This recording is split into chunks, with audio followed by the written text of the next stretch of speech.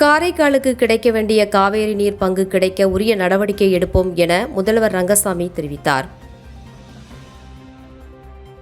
புதுச்சேரியில் அமைச்சராக பொறுப்பேற்ற என்ஆர் காங்கிரஸை சேர்ந்த மல்லாடி கிருஷ்ணாவை சட்டப்பேரவையில் உள்ள அவரது அறை இருக்கையில் முதல்வர் ரங்கசாமி அமர வைத்தார்.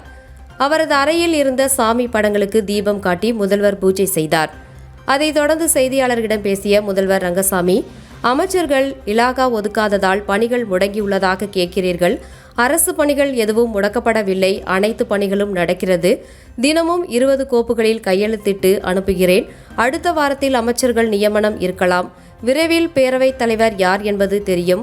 பேரவைத் தலைவர் தேர்தல், அமைச்சரவை விரிவாக்கம் ஆகியவை உங்களிடம் சொல்லிவிட்டுதான் செய்வேன். நியாயமான எம்எல்ஏக்களை பாஜக கேட்பதால் தான் இந்த தாமதம் என கேட்கிறீர்கள். அதுபோல் எதுவும் இல்லை. பிரெஞ்சு மொழி பள்ளிகளில் நீடிக்க மத்திய அரசை கேட்டுள்ளேன். மீண்டும் வலியுறுத்துவேன். மேகதாட்டு அணை விவகாரம் தொடர்பாக கேட்கிறீர்கள். காரைக்காலுக்கு உரிய காவேரி நீர் கிடைக்க எப்பொழுதும் புதுச்சேரி அரசு வலியுறுத்தும். காவேரி நீரை கேட்டு பெறுவோம். தமிழக அரசிடம் கேட்போம். அவர்களும் தருவார்கள். நமக்கு கிடைக்க வேண்டிய காவேரி நீர் உரிய பங்கு கிடைக்க நடவடிக்கை எடுப்போம் என்றார். முன்னாள் ராணுவ வீரர்கள் மற்றும் விதவையர் வாரிசுகளுக்கு 2025-2026 ஆண்டிற்கான கல்வி உதவித்தொகை பெற விண்ணப்பங்கள் வரவேற்கப்படுகிறது. இதுகுறித்து முன்னாள் ராணுவ வீரர்கள் நலத்துறை இயக்குநர் கிரண் வெளியிட்டுள்ள செய்திக்குறிப்பில், மறுவேலை வாய்ப்பு பெற்றிடாத மற்றும் வருமானம் வரி செலுத்துவோர் பட்டியலில் இடம்பெறாதவருமான முன்னாள் ராணுவ வீரர்கள் மற்றும் முன்னாள் ராணுவ வீரர்களின் விதவியர்களின் வாரிசுகளுக்கு பள்ளி மற்றும் கல்லூரி படிப்பிற்கான கல்வி உதவித்தொகை பெற விண்ணப்பங்கள் வரவேற்கப்படுகின்றன. புதுச்சேரி முப்படை நலத்துறை அலுவலகத்தில் வரும் 5ஆம் தேதி முதல் 25ஆம் தேதி வரை வழங்கப்பட உள்ளது. தகுதியுள்ளவர்கள் தங்களின் அடையாள அட்டையுடன் நேரில் விண்ணப்பங்களை பெற்றுக்கொள்ளலாம். பூர்த்தி செய்யப்பட்ட விண்ணப்பத்தை ஒரிஜினல் பள்ளி கட்டண ரசீதுடன் முப்படை நலத்துறையில் ஜூலை 20ஆம் தேதிக்குள் சமர்ப்பிக்க வேண்டிய கடைசி நாளாகும். மேலும் காரைக்கால் பகுதியைச் சேர்ந்தவர்கள் கலெக்டர் அலுவலகத்திலும், மாகி, ஏனம் பகுதியைச் சேர்ந்தவர்கள் அந்தந்த மண்டல நிர்வாக அலுவலகத்தில் விண்ணப்பங்களை பெற்றுக்கொள்ளலாம் என குறிப்பிடப்பட்டுள்ளது. வில்லியனூர் அருகே வீடு கட்டும் பணியில் ஈடுபட்ட கொத்தனார் மின்சாரம் தாக்கி சிகிச்சை பலனின்றி இறந்த சம்பவத்தை கண்டித்து 10 கண்ணு சதுக்கத்தில் உறவினர்கள் சாலை மறியலில் ஈடுபட்டனர். வில்லியனூர் அடுத்த தொண்டமாநத்தம் கிராமத்தை சேர்ந்தவர் சீனிவாசன், வயது 57, கொத்தனார். கடந்த 22ஆம் தேதி அதே பகுதியைச் சேர்ந்த சக்திவேல் என்பவர் புதிதாக கட்டி வரும் வீட்டு வேலைக்கு சீனிவாசனை அழைத்து சென்றார். புதிய வீட்டின் எதிரே HD மின்கம்பி சென்றுள்ளது. சீனிவாசன் இரும்பு கம்பியை தூக்கிய போது மின்கம்பி உரசியதில் அவர் மீது மின்சாரம் பாய்ந்து தூக்கி வீசப்பட்டார். காயமடைந்த அவர் சென்னை தனியார் மருத்துவமனையில் அனுமதிக்கப்பட்டார். அங்கு சிகிச்சை பலனின்றி சீனிவாசன் உயிரிழந்தார். விபத்து குறித்து வில்லியனூர் காவல் நிலையத்தில் புகார் அளித்தும் எவ்வித நடவடிக்கையும் எடுக்கப்படவில்லை. சீனிவாசனின் உடலை புதுச்சேரிக்கு கொண்டு வருவதற்கு போலீசாரின் உதவியை நாடினர். இந்த நிலையில் ஆத்திரமடைந்த சீனிவாசனின் உறவினர்கள் 10 கண்ணு சதுக்கம் பகுதியில் திடீரென சாலை மறியலில் ஈடுபட்டனர். அவர்கள் வழக்கில் மெத்தனம் காட்டிய சப் இன்ஸ்பெக்டரை சஸ்பெண்ட் செய்ய வேண்டும், உயிரிழப்புக்கு காரணமான சக்திவேல் மீது வழக்கு பதிவு செய்து நடவடிக்கை எடுக்க வேண்டும், இறந்தவரின் குடும்பத்திற்கு இழப்பீடு வழங்க வேண்டும் என வலியுறுத்தினர். அவர்களிடம் இன்ஸ்பெக்டர் கலைச்செல்வன் பேச்சுவார்த்தை நடத்தி சக்திவேல் மீது நடவடிக்கை எடுப்பதாகவும் இழப்பீடு கிடைக்க பரிந்துரை செய்வதாகவும் உறுதியளித்தார். அதனை ஏற்று மறியலை கைவிட்டனர். இதனால் 10 கண்ணு சதுக்கத்தில் 3 மணி நேரம் போக்குவரத்து பாதிக்கப்பட்டது. 10, 12ஆம் வகுப்புகளில் தோல்வியடைந்த மாணவர்களுக்கு சிறப்பு பயிற்சிகள் வழங்கப்பட உள்ளன. புதுச்சேரியில் 10, 12ஆம் வகுப்பு CBSE பொதுத் தேர்வு முடிவுகள் வெளியானது. இதில் 971 மாணவர்கள் தேர்ச்சி பெறவில்லை. இவர்களுக்கான துணை தேர்வுகள் நடத்தப்பட உள்ளது. இதில் தேர்ச்சி பெறும் வகையில் மாணவர்களுக்கு சிறப்பு பயிற்சி அளிக்க வேண்டும் என அரசு பள்ளி தலைமை ஆசிரியர்கள் முதல்வருக்கு கல்வித்துறை இயக்குநர் மோகன்குமார் உத்தரவு பிறப்பித்துள்ளார். துணை தேர்வு எழுதவுள்ள மாணவர்களுக்கு நாள்தோறும் சிறப்பு வகுப்புகளை நடத்த வேண்டும். கால அட்டவணை தயாரித்து பயிற்சி திருப்புதல் தேர்வு நடத்த வேண்டும். மாணவர்கள் ஆசிரியர்களுக்கு வருகை பதிவேடு கையாள வேண்டும். அனைத்து மாணவர்களும் தேர்வில் வெற்றி பெற தேவையான நடவடிக்கை எடுக்க வேண்டும் என அறிவுறுத்தல்களை கல்வித்துறை இயக்குநர் பிறப்பித்துள்ளார். காரைக்காலில் உள்ள பிரசித்தி பெற்ற ஸ்ரீ வீரகாளியம்மன் ஆலயத்தில் வைகாசி மகா உற்சவ திருவிளக்கு பூஜை நடைபெற்றது. இதில் ஏராளமான பக்தர்கள் கலந்து கொண்டு சாமி தரிசனம் செய்தனர். காரைக்கால் மாவட்டத்தில் அமைந்துள்ளது பழமை வாய்ந்த ஸ்ரீ வீரகாளியம்மன் ஆலயத்தில் ஆண்டுதோறும் வைகாசி மாதத்தில் மகா உற்சவ பெருவிழா நடைபெறுவது வழக்கம். இந்த ஆண்டு மகா உற்சவ பெருவிழா 16ஆம் தேதி பந்தக்கால் முகூர்த்தத்துடன் தொடங்கியது. தொடர்ந்து அம்மனுக்கு சிறப்பு அபிஷேக ஆராதனை நடைபெற்று வந்தது.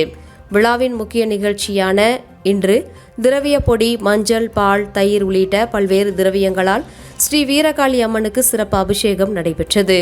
அதனைத் தொடர்ந்து பல வண்ண மலர்களால் அலங்கரிக்கப்பட்டு வெள்ளி அங்கியுடன் கூடிய சந்தனக்காப்பு அலங்காரத்தில் அம்பாள் பக்தர்களுக்கு காட்சியளித்தார். அப்போது அம்மனுக்கு மகா தீபாராதனை காண்பிக்கப்பட்டது. அதனைத் தொடர்ந்து திருவிளக்கு பூஜை நடைபெற்றது. இந்த திருவிளக்கு பூஜையில் ஏராளமான பெண்கள் கலந்து கொண்டு குத்துவிளக்கு மகாலட்சுமியாக நினைத்து விளக்குக்கு பூஜை செய்தனர்.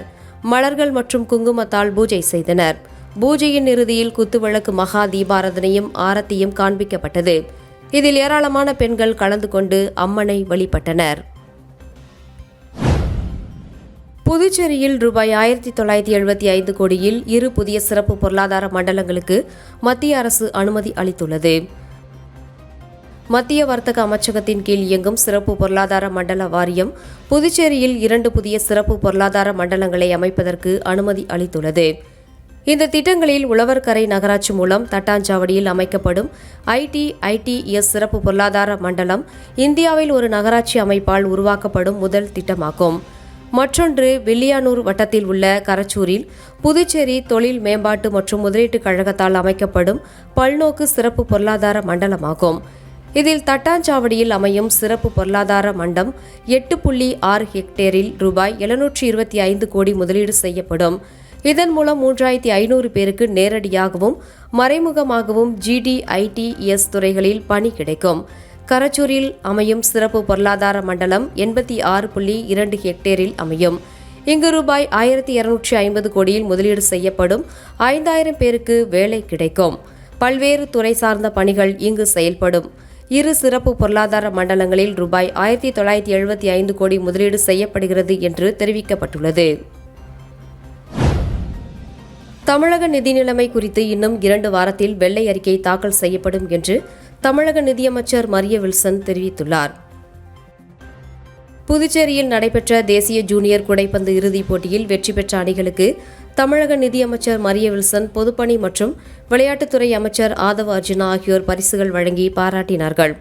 தொடர்ந்து செய்தியாளர்களிடம் பேசிய அமைச்சர் மரிய வில்சன், தமிழக முதலமைச்சர் விஜயின் அறிவுறுத்தலின்படி மாநில நிதிநிலை குறித்த வெள்ளை அறிக்கை தயாரிக்கும் பணிகள் தீவிரமாக நடைபெற்று வருகின்றன. இன்னும் 2 வாரங்களில் இந்த வெள்ளை அறிக்கை அதிகாரப்பூர்வமாக வெளியிடப்படும். அதனைத் தொடர்ந்து திருத்திய பட்ஜெட்டும் விரைவில் தாக்கல் செய்யப்படும் என்றும் உறுதிபட தெரிவித்தார். மகளிருக்கு மாதம் ரூபாய் 2500 வழங்கும் திட்டம் குறித்து கேட்டபோது, மாநிலத்தின் உண்மையான நிதிநிலை குறித்து வெள்ளை அறிக்கை தாக்கல் செய்யப்பட்ட பின்னரே இத்திட்டம் குறித்து முதலமைச்சர் முக்கிய முடிவை அறிவிப்பார் என்றும் நிதியமைச்சர் மரிய வில்சன் குறிப்பிட்டார். புதுவையில் பல்வேறு கட்டுப்பாடுகளுடன் நாளை 59 மையங்களில் நூலக உதவியாளர் பணி தேர்வு நடைபெறுகிறது. புதுவை கலை பண்பாட்டுத் துறையில் காலியாக உள்ள 26 இளநிலை நூலக உதவியாளர், ஒரு காட்சிக்கூட உதவியாளர் பணிக்கு ஒருங்கிணைந்த உயர்நிலை தேர்வு நாளை நடக்கிறது. புதுவையில் 44, காரைக்காலில் 9, மாகியில் 2, எனோமில் 5 என மொத்தம் 59 மையங்களில் தேர்வு நடக்கிறது. மொத்தம் 21,688 பேர் தேர்வு எழுத விண்ணப்பித்துள்ளனர். தேர்வாளர்கள் நுழைவு சீட்டுடன் அடையாள அட்டை அசல் ஒன்று கொண்டு வர வேண்டும். காலை 9:30 மணிக்கு தேர்வு மைய நுழைவு வாயில் மூடப்படும். அதற்கு முன்பு தேர்வாளர்கள் வர வேண்டும். கருப்பு வண்ண பால்பெயிண்ட் பேனா, நுழைவு சீட்டு, அசல் அடையாள அட்டை மட்டுமே கொண்டு வர வேண்டும். வேறு மின்னணு சாதனம் கொண்டு வரக்கூடாது. தேர்வின் போது முறையற்ற வழிகளை பயன்படுத்துவது கண்டறியப்பட்டால் சட்ட நடவடிக்கை வருங்கால தேர்வுகளில் எழுத தடை விதிக்கப்படும் என தேர்வு கட்டுப்பாட்டு அதிகாரி பங்கஜ் குமார் ஜா தெரிவித்துள்ளார். புதுச்சேரியில் விதிமுறைகளை மீறி சுற்றுலா பயணிகளை ஏற்றி சென்ற 5 தனியார் படகுகள் மீது நடவடிக்கை எடுக்க கோரி கடலோர காவல்படை போலீசார் சம்பந்தப்பட்ட துறைகளுக்கு கடிதம் அனுப்பியுள்ளனர். கோடை விடுமுறையை முன்னிட்டு புதுச்சேரிக்கு சுற்றுலா பயணிகள் வருகை அதிகரித்துள்ளதால் பாதுகாப்பு நடவடிக்கைகள் தீவிரப்படுத்தப்பட்டுள்ளன. இதன் ஒரு பகுதியாக பாண்டி மெரினா கடற்கரையில் கடலோர காவல்படை போலீசார் தீவிர கண்காணிப்பு மற்றும் ஆய்வு மேற்கொண்டனர். அப்போது 2 படகுகள் நிர்ணயிக்கப்பட்ட அளவை விட அதிகமான பயணிகளை ஏற்றி சென்றது கண்டறியப்பட்டது. இதையடுத்து அந்த 2 படகுகள் மீது உரிய நடவடிக்கை எடுக்க கோரி சுற்றுலாத்துறைக்கு கடலோர காவல் படை போலீசார் கடிதம் அனுப்பியுள்ளனர். இதனைத் தொடர்ந்து நரம்பை, பெரிய காலப்பட்டு மற்றும் நல்லவாடு பகுதியிலும் விதிமுறைகளை மீறி சுற்றுலா பயணிகளை சவாரிக்கு அழைத்து சென்ற 3 படகுகள் கண்டுபிடிக்கப்பட்டன. அவற்றின் மீது நடவடிக்கை எடுக்க கோரி மீன்வளத்துறைக்கு கடிதம் அனுப்பப்பட்டுள்ளது. சுற்றுலா பயணிகளின் பாதுகாப்பை உறுதி செய்வதில் எவ்வித சமரசமும் செய்யப்பட மாட்டாது என்றும் விதிமுறைகளை மீறும் படகு இயக்குநர்கள் மீது கடுமையான நடவடிக்கை எடுக்கப்படும் என்றும் அதிகாரிகள் எச்சரித்துள்ளனர்.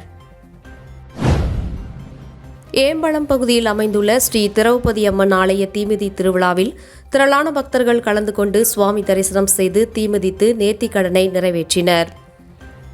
ஏம்பலம் அருள்மிகு ஸ்ரீ கிருஷ்ணர் ஸ்ரீ பஞ்சபாண்டவர் சமேத ஸ்ரீ திரௌபதி அம்மன் ஆலய தீமிதி திருவிழா வெகு சிறப்பான முறையில் நடைபெற்றது. முன்னதாக கடந்த 21ஆம் தேதி தொடங்கிய இவ்விழாவானது தினம்தோறும் சுவாமிக்கு அபிஷேக அலங்காரங்கள் செய்து தீப ஆராதனை காண்பிக்கப்பட்டு வந்தது.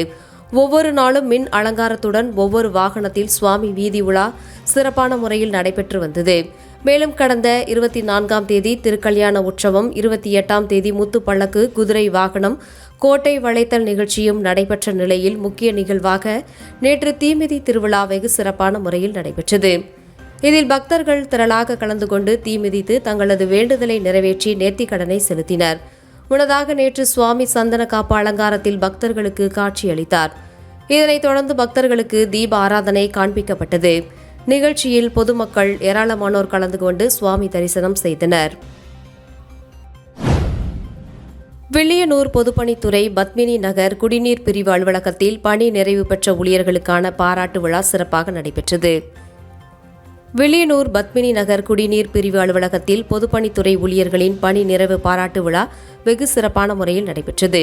நிகழ்ச்சிக்கு பொதுப்பணித்துறை குடிநீர் பிரிவு உதவி பொறியாளர் திரு வெங்கடம் மற்றும் சக ஊழியர்கள் கலந்து கொண்டு பல ஆண்டுகள் சிறப்பாக பணியாற்றிய திருபுவனை குடிநீர் பிரிவு மெக்கானிக் சரவணன், கூடம்பாக்கம் குடிநீர் பிரிவு மெக்கானிக் வேணு, கோபாலன் கடை குடிநீர் பிரிவு MTS சண்முக சுந்தரம் உள்ளிட்ட ஊழியர்களுக்கு சால்வை அணிவித்து நினைவு பரிசு வழங்கி வாழ்த்துக்களை தெரிவித்தனர்.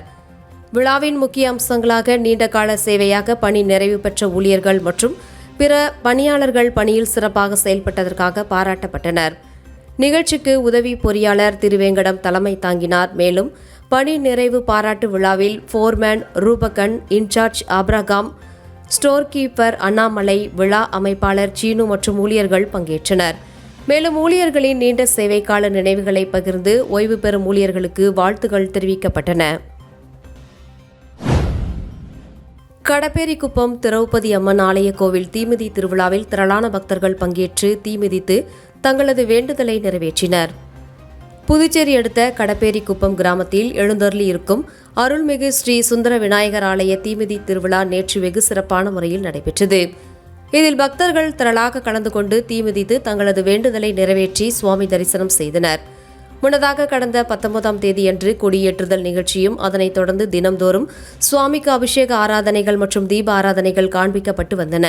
மேலும் சுவாமியின் அலங்காரத்துடன் ஒவ்வொரு நாளும் இரவு வீதி உலா நடைபெற்று வந்த நிலையில் செவ்வாய்க்கிழமை அன்று கூழ் வார்த்தல் மற்றும் ஊரணி பொங்கல் வைத்தல் நிகழ்ச்சியும் நடைபெற்றது. முக்கிய நிகழ்வாக நேற்று வெள்ளிக்கிழமை திரௌபதி அம்மனுக்கு ஊரணி பொங்கல் வைத்தல் நிகழ்ச்சியும் இரவு தீமிதி திருவிழாவும் வெகு சிறப்பான முறையில் நடைபெற்றது. மேலும் வான வேடிக்கையுடன் திரௌபதி அம்மன், அர்ஜுனன், கிருஷ்ணன் சுவாமி வீதி உலா வெகு சிறப்பான முறையில் நடைபெற்றது.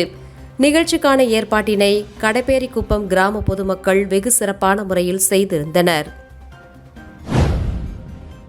புதுச்சேரியில் வரும் 4ஆம் தேதி பள்ளிகள் திறக்கப்பட உள்ள நிலையில் 1164 பள்ளி மற்றும் கல்லூரி பேருந்துகளை மாவட்ட ஆட்சியர் குலத்தோங்கன் தலைமையில் அதிகாரிகள் பாதுகாப்பு சோதனை நடத்தினர். புதுச்சேரியில் கோடை விடுமுறை முடிந்து வரும் 4ஆம் தேதி அரசு மற்றும் தனியார் பள்ளிகள் மீண்டும் திறக்கப்பட உள்ளது.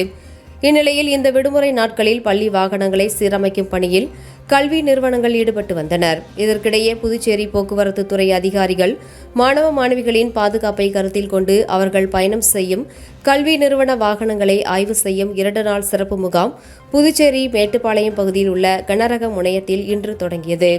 இந்த முகாமில் புதுச்சேரி பகுதியிலிருந்து 1164 பள்ளி மற்றும் கல்லூரி பேருந்துகள் ஆய்வு செய்யப்பட்டு வருகின்றது. வாகன ஆய்வாளர்கள், உதவி வாகன ஆய்வாளர்கள் தலைமை குழு அமைக்கப்பட்டு ஆய்வு மேற்கொண்டு வருகின்றனர்.